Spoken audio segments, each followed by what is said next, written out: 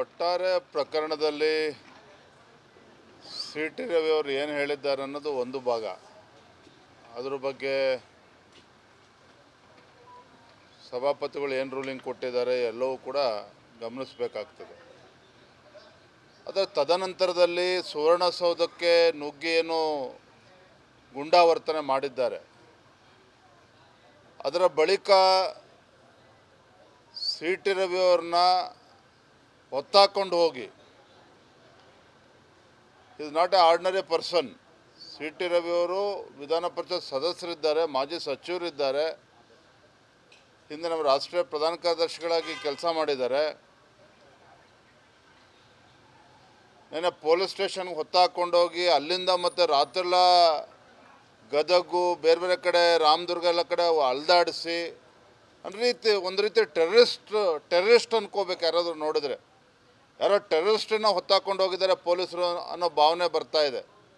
ಆ ರೀತಿ ಒಂದು ವರ್ತನೆ ಹೊತ್ತು ಏನು ನಡೆದಿದೆ ಸರ್ಕಾರದ ಕುಮ್ಮಕ್ಕಿನಿಂದ, ಇದು ಖಂಡನಾರ್ಹ.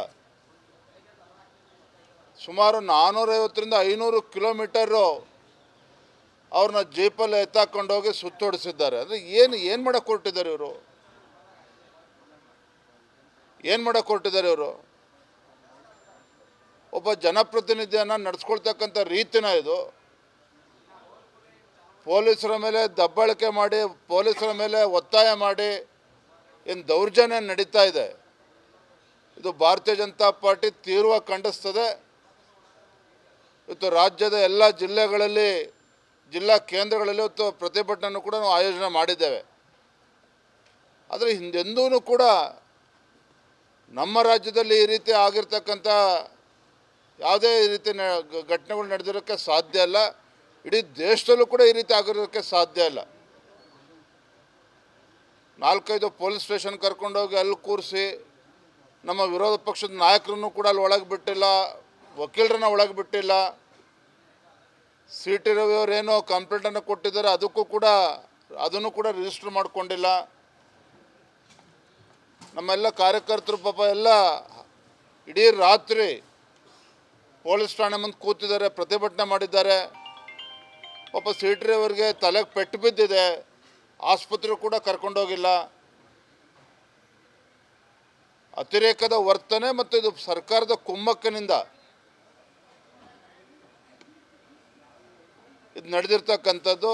ಈಗ ಇನ್ನೂ ಮ್ಯಾಜಿಸ್ಟ್ರೇಟ್ ಮುಂದೆ ಪ್ರೊಡ್ಯೂಸ್ ಮಾಡ್ತಾರೆ ಅಂತೇಳಿ ಮಾಹಿತಿ ಬರ್ತಾ ಇದೆ. ನಾನು ಕೂಡ ಅಲ್ಲಿ ತೆರಳ್ತಾ ಇದ್ದೇನೆ. ಸರ್, ವಿಚಾರನ ಬಿಜೆಪಿ ಯಾವ ರೀತಿ ನೋಡುತ್ತೆ ಸರ್? ಕಾಂಗ್ರೆಸ್ನವರು ಒಂದು ಮಹಿಳೆಯ ಘನತೆಗೆ ಧಕ್ಕೆ ಅಂತ ಹೇಳ್ತಿದ್ದಾರೆ, ಮತ್ತು ಅದನ್ನು ಬಿಟ್ಟು ಕೇವಲ ಒಂದು ರಾಜಕಾರಣಕ್ಕೋಸ್ಕರ ಪ್ರತಿಭಟನೆ ಅಂತ ಹೇಳ್ತಿದ್ದಾರೆ. ಆ ಒಂದು ವಿಚಾರವನ್ನು ಮಹಿಳೆಯ ಮೇಲೆ ಧಕ್ಕೆ ಆಗಿದೆ, ಅದ್ರ ಬಗ್ಗೆ ಮತ್ತೆ ಮಾತನಾಡೋಣ. ಅದು ಕೂಡ ಗಂಭೀರವಾಗಿರ್ತಕ್ಕಂಥ ವಿಚಾರ. FSL ರಿಪೋರ್ಟ್ ಬರಬೇಕು. ನಿನ್ನೆ ಉಪಸಭಾಪತಿಗಳು ಏನು ರೂಲಿಂಗ್ ಕೊಟ್ಟಿದ್ದಾರೆ ನಿನ್ನೆ? ಹೊರಟ್ಟಿಯವರು ಯಾವುದೇ ದಾಖಲೆಗಳಿಲ್ಲ ಅಂತೇಳಿ ಅವರೇ ರೂಲಿಂಗ್ ಕೊಟ್ಟಿದ್ದಾರೆ. ತದನಂತರ ಕೆಲವು ವಿಡಿಯೋ ಎಮರ್ಜ್ ಆಗಿದೆ, ಅದು ಯಾವ ಸತ್ಯಾಸತ್ಯತೆ ಏನು ಅಂತೇಳಿ ಗೊತ್ತಾಗಬೇಕಲ್ಲ. ಹಾಗಾದರೆ ಸರ್ಕಾರದ ವರ್ತನೆ, ಪೊಲೀಸರ ವರ್ತನೆ ಹಾಗಾದರೆ ನಾವು ಒಪ್ಕೊಳ್ಳೋಕೆ ಸಾಧ್ಯನೇ? ಹಾಗಾದರೆ ಒಂದು ಪ್ರಜಾಪ್ರಭುತ್ವದ ವ್ಯವಸ್ಥೆನಲ್ಲಿ ಒಪ್ಕೊಳ್ಳೋಕೆ ಸಾಧ್ಯನಾ? ಹಿಂದೆ ಬೆಳಗಾವಿನಲ್ಲಿ ಕಳೆದ ತಿಂಗಳು ಏನೊಬ್ಬ ಅಧಿಕಾರಿ ರುದ್ರೇಶ್ ಆತ್ಮಹತ್ಯೆ ಮಾಡಿಕೊಂಡ್ರು. ಆತ್ಮಹತ್ಯೆ ಮಾಡ್ಕೊಳ್ತಕ್ಕಂಥ ಮುಂಚಿತವಾಗಿ ವಿಡಿಯೋಗಳು ಅವ್ರ ಮೆಸೇಜ್ಗಳು ಎಲ್ಲವೂ ಕೂಡ ಹರಿದಾಡ್ತು. ಯಾವ ರೀತಿ ಸಚಿವರ PA ದಬ್ಬಾಳಿಕೆ ನಡೀತಾ ಇದೆ, ತಹಶೀಲ್ದಾರ್ ಕಚೇರಿಯಲ್ಲಿ ಯಾವ ರೀತಿ ಅವ್ಯವಹಾರ ನಡೀತಾ ಇದೆ ಅಂತೇಳಿ. ಅವನ ವಿರುದ್ಧ ಯಾರೂ ಅರೆಸ್ಟು ಕೂಡ ಆಗಲಿಲ್ಲ. ಹಾಗಾಗಿ ನಾನು ಅದಕ್ಕೆ ಆ ಘಟನೆಗೆ ಈ ಘಟನೆಗೆ ತುಲನೆ ಮಾಡ್ತಾ ಇಲ್ಲ. ಆದರೆ ಯಾವ ರೀತಿ ಪೊಲೀಸ್ ವ್ಯವಸ್ಥೆಯನ್ನು ದುರುಪಯೋಗ ಪಡಿಸ್ಕೊಳ್ತದೆ ರಾಜ್ಯ ಸರ್ಕಾರ. ಮತ್ತು ಸಿ ಟಿ ರವಿ ಅವ್ರನ್ನ ರಾತ್ರಿಡೀ ಅವ್ರನ್ನ ಕುಡಿಯೋದಕ್ಕೆ ನೀರು ಕೊಡ್ದೇನೆ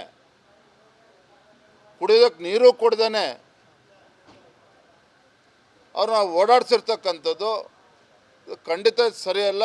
ನಾವು ಕೂಡ ಈಗ ಹೋಗ್ತೇವೆ. ಈಗ ಖಂಡಿತ ನಾವು ಇದನ್ನು ವಿರೋಧಿಸ್ತೇವೆ. ನಮ್ಮೆಲ್ಲ ಅಡ್ವೊಕೇಟ್ಸ್ಗಳು ಕೂಡ ಅಲ್ಲಿ ತಲುಪಿದ್ದಾರೆ, ನಾವು ಅಲ್ಲಿ ಚರ್ಚೆ ಮಾಡ್ತೇವೆ.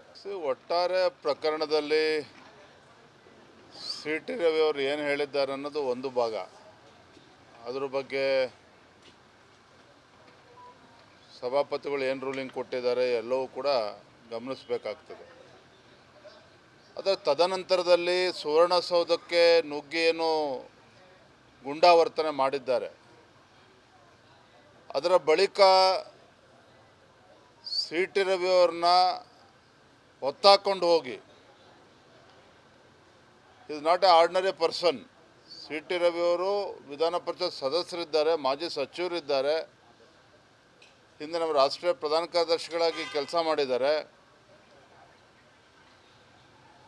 ನೆನ್ನೆ ಪೊಲೀಸ್ ಸ್ಟೇಷನ್ಗೆ ಹೊತ್ತಾಕೊಂಡೋಗಿ ಅಲ್ಲಿಂದ ಮತ್ತು ರಾತ್ರೆಲ್ಲ ಗದಗು ಬೇರೆ ಬೇರೆ ಕಡೆ ರಾಮದುರ್ಗ ಎಲ್ಲ ಕಡೆ ಅಲ್ದಾಡಿಸಿ ಒಂದು ರೀತಿ ಟೆರರಿಸ್ಟ್ ಅನ್ಕೋಬೇಕು. ಯಾರಾದರೂ ನೋಡಿದ್ರೆ ಯಾರೋ ಟೆರರಿಸ್ಟನ್ನ ಹೊತ್ತಾಕೊಂಡು ಹೋಗಿದ್ದಾರೆ ಪೊಲೀಸರು ಅನ್ನೋ ಭಾವನೆ ಬರ್ತಾ ಇದೆ. ಆ ರೀತಿ ಒಂದು ವರ್ತನೆ ಹೊತ್ತು ಏನು ನಡೆದಿದೆ ಸರ್ಕಾರದ ಕುಮ್ಮಕ್ಕಿನಿಂದ, ಇದು ಖಂಡನಾರ್ಹ. ಸುಮಾರು 450ರಿಂದ 500 ಕಿಲೋಮೀಟರು ಅವ್ರನ್ನ ಜೀಪಲ್ಲಿ ಎತ್ತಾಕೊಂಡೋಗಿ ಸುತ್ತೋಡಿಸಿದ್ದಾರೆ. ಅಂದರೆ ಏನು ಮಾಡೋಕ್ಕೆ ಹೊರಟಿದ್ದಾರೆ ಇವರು? ಏನು ಮಾಡೋಕ್ಕೆ ಹೊರಟಿದ್ದಾರೆ ಇವರು? ಒಬ್ಬ ಜನಪ್ರತಿನಿಧಿಯನ್ನು ನಡೆಸ್ಕೊಳ್ತಕ್ಕಂಥ ರೀತಿನ ಇದು. ಪೊಲೀಸರ ಮೇಲೆ ದಬ್ಬಾಳಿಕೆ ಮಾಡಿ, ಪೊಲೀಸರ ಮೇಲೆ ಒತ್ತಾಯ ಮಾಡಿ ಏನು ದೌರ್ಜನ್ಯ ನಡೀತಾ ಇದೆ, ಇದು ಭಾರತೀಯ ಜನತಾ ಪಾರ್ಟಿ ತೀವ್ರವಾಗಿ ಖಂಡಿಸ್ತದೆ. ಇವತ್ತು ರಾಜ್ಯದ ಎಲ್ಲ ಜಿಲ್ಲಾ ಕೇಂದ್ರಗಳಲ್ಲಿ ಇವತ್ತು ಪ್ರತಿಭಟನೆಯನ್ನು ಕೂಡ ನಾವು ಆಯೋಜನೆ ಮಾಡಿದ್ದೇವೆ. ಆದರೆ ಹಿಂದೆಂದೂ ಕೂಡ ನಮ್ಮ ರಾಜ್ಯದಲ್ಲಿ ಈ ರೀತಿ ಆಗಿರ್ತಕ್ಕಂಥ ಯಾವುದೇ ಈ ರೀತಿ ಘಟನೆಗಳು ನಡೆದಿರೋಕ್ಕೆ ಸಾಧ್ಯ ಇಲ್ಲ. ಇಡೀ ದೇಶದಲ್ಲೂ ಕೂಡ ಈ ರೀತಿ ಆಗಿರೋಕ್ಕೆ ಸಾಧ್ಯ ಇಲ್ಲ.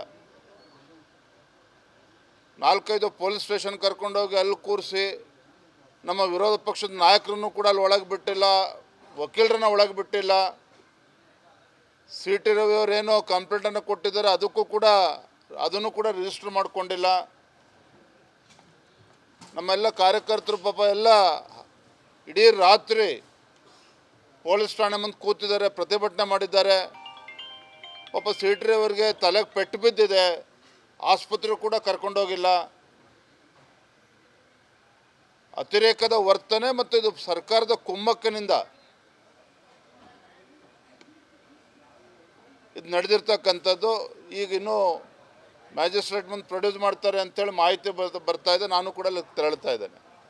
ಸರ್, ವಿಚಾರನ ಬಿಜೆಪಿ ಯಾವ ರೀತಿ ನೋಡುತ್ತೆ ಸರ್? ಕಾಂಗ್ರೆಸ್ನವರು ಒಂದು ಮಹಿಳೆಯ ಘನತೆಗೆ ಧಕ್ಕೆ ಅಂತ ಹೇಳ್ತಿದ್ದಾರೆ, ಮತ್ತು ಅದನ್ನು ಬಿಟ್ಟು ಕೇವಲ ಒಂದು ರಾಜಕಾರಣಕ್ಕೋಸ್ಕರ ಪ್ರತಿಭಟನೆ ಅಂತ ಹೇಳ್ತಿದ್ದಾರೆ. ಆ ಒಂದು ವಿಚಾರವನ್ನು ಮಹಿಳೆಯ ಮೇಲೆ ಧಕ್ಕೆ ಆಗಿದೆ, ಅದ್ರ ಬಗ್ಗೆ ಮತ್ತೆ ಮಾತನಾಡೋಣ. ಅದು ಕೂಡ ಗಂಭೀರವಾಗಿರ್ತಕ್ಕಂಥ ವಿಚಾರ. FSL ರಿಪೋರ್ಟ್ ಬರಬೇಕು. ನಿನ್ನೆ ಉಪಸಭಾಪತಿಗಳು ಏನು ರೂಲಿಂಗ್ ಕೊಟ್ಟಿದ್ದಾರೆ ನಿನ್ನೆ? ಹೊರಟ್ಟಿಯವರು ಯಾವುದೇ ದಾಖಲೆಗಳಿಲ್ಲ ಅಂತೇಳಿ ಅವರೇ ರೂಲಿಂಗ್ ಕೊಟ್ಟಿದ್ದಾರೆ. ತದನಂತರ ಕೆಲವು ವಿಡಿಯೋ ಎಮರ್ಜ್ ಆಗಿದೆ, ಅದು ಯಾವ ಸತ್ಯಾಸತ್ಯತೆ ಏನು ಅಂತೇಳಿ ಗೊತ್ತಾಗಬೇಕಲ್ಲ. ಹಾಗಾದರೆ ಸರ್ಕಾರದ ವರ್ತನೆ, ಪೊಲೀಸರ ವರ್ತನೆ ಹಾಗಾದರೆ ನಾವು ಒಪ್ಕೊಳ್ಳೋಕೆ ಸಾಧ್ಯನಾ? ಹಾಗಾದರೆ ಒಂದು ಪ್ರಜಾಪ್ರಭುತ್ವದ ವ್ಯವಸ್ಥೆನಲ್ಲಿ ಒಪ್ಕೊಳ್ಳೋಕೆ ಸಾಧ್ಯನಾ? ಹಿಂದೆ ಬೆಳಗಾವಿನಲ್ಲಿ ಕಳೆದ ತಿಂಗಳು ಏನೊಬ್ಬ ಅಧಿಕಾರಿ ರುದ್ರೇಶ್ ಆತ್ಮಹತ್ಯೆ ಮಾಡಿಕೊಂಡ್ರು. ಆತ್ಮಹತ್ಯೆ ಮಾಡ್ಕೊಳ್ತಕ್ಕಂಥ ಮುಂಚಿತವಾಗಿ ವಿಡಿಯೋಗಳು ಅವ್ರ ಮೆಸೇಜ್ಗಳು ಎಲ್ಲವೂ ಕೂಡ ಹರಿದಾಡ್ತು. ಯಾವ ರೀತಿ ಸಚಿವರ PA ದಬ್ಬಾಳಿಕೆ ನಡೀತಾ ಇದೆ, ತಹಶೀಲ್ದಾರ್ ಕಚೇರಿಯಲ್ಲಿ ಯಾವ ರೀತಿ ಅವ್ಯವಹಾರ ನಡೀತಾ ಇದೆ ಅಂತೇಳಿ. ಅವನ ವಿರುದ್ಧ ಯಾರೂ ಅರೆಸ್ಟು ಕೂಡ ಆಗಲಿಲ್ಲ. ಹಾಗಾಗಿ ನಾನು ಅದಕ್ಕೆ ಆ ಘಟನೆಗೆ ಈ ಘಟನೆಗೆ ತುಲನೆ ಮಾಡ್ತಾ ಇಲ್ಲ. ಆದರೆ ಯಾವ ರೀತಿ ಪೊಲೀಸ್ ವ್ಯವಸ್ಥೆಯನ್ನು ದುರುಪಯೋಗ ಪಡಿಸ್ಕೊಳ್ತದೆ ರಾಜ್ಯ ಸರ್ಕಾರ. ಮತ್ತು ಸಿ ಟಿ ರವಿ ಅವ್ರನ್ನ ರಾತ್ರಿಡೀ ಅವ್ರನ್ನ ಕುಡಿಯೋದಕ್ಕೆ ನೀರು ಕೊಡ್ದೇನೆ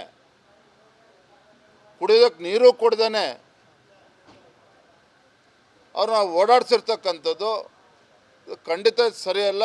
ನಾವು ಕೂಡ ಈಗ ಹೋಗ್ತೇವೆ. ಈಗ ಖಂಡಿತ ನಾವು ಇದನ್ನು ವಿರೋಧಿಸ್ತೇವೆ. ನಮ್ಮೆಲ್ಲ ಅಡ್ವೊಕೇಟ್ಸ್ಗಳು ಕೂಡ ಅಲ್ಲಿ ತಲುಪಿದ್ದಾರೆ. ನಾವು ಅಲ್ಲಿ ಚರ್ಚೆ ಮಾಡ್ತೇವೆ.